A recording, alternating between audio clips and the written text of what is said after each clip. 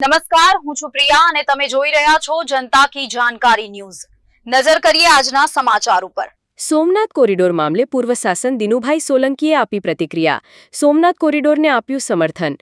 કોડીનાર તાલુકા બંધ પાડી 5000 લોકો પગપાળા કરી સોમનાથ કોરિડોરના સમર્થનમાં સોમનાથ આવશે। સોમનાથ કોરિડોર મામલે અંતક રાજકીય રોટલા શેકતા લોકોને લીધા આડે હાથ।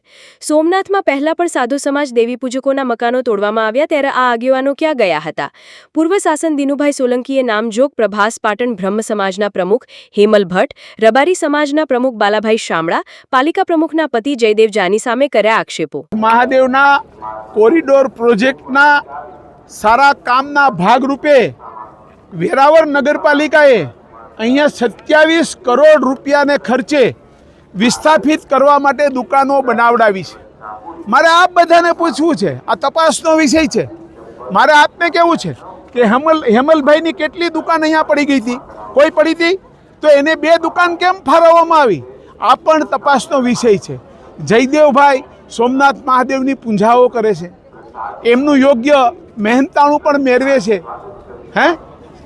બાલાભાઈ શામળા એ તો કર્મચારી હતા, એણે તો ખૂબ સોમનાથ મહાદેવનું ખાધું પીધું, દાદાની સેવામાં રહ્યો।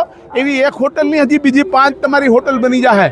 એક હોટલ બનાવવા માટે ને એક હોટલને બચાવવા માટે તમે આ સોમનાથની વચ્ચે રોડા ના પાડો। આ બધા જ આપ સનાતની આગેવાનો છો। આપ તો વિચારો કે આપ સનાતની ધર્મના મુખ્ય રખેવારો છો। તમને હજુ એમ હશે કે આ વહીવટી તંત્ર નિષ્ફળ જશે। તમને બધાને એમ હશે અહીંયા બેસેલો આપણો આરઈસી રાજેશ હાલ આ બધું અંદરથી થોડું બધું ચલાવી રહ્યા છે કે હાલનું વહીવટી તંત્ર આ કોરિડોર પ્રોજેક્ટમાં પાછું પડે અને એને હજી સપના આવે છે ઓલા દિગ્વિજય જાડેજાના। સમજાય મારી વાત તમે? આ બધા વસ્તુઓથી દૂર રહીને સોમનાથના કોરિડોરમાં સહકાર આપો એવી આ બધા આગેવાનોને મારી ફરીથી નમ્ર વિનંતી છે।